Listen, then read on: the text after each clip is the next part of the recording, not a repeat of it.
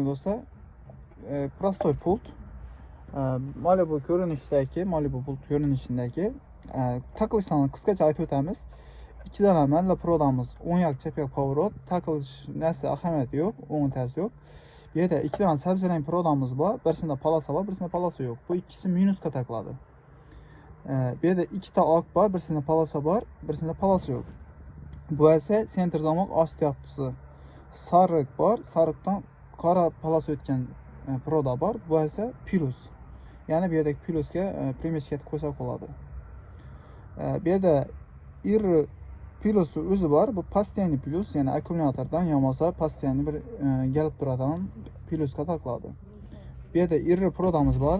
Bu yerda minus yonindagi bu постоянный o'zi kuzovga yomasa bir minus proda taqilishi kerak. Bu yerda rozvoy rang bor. Rozvoy rang esa sirena.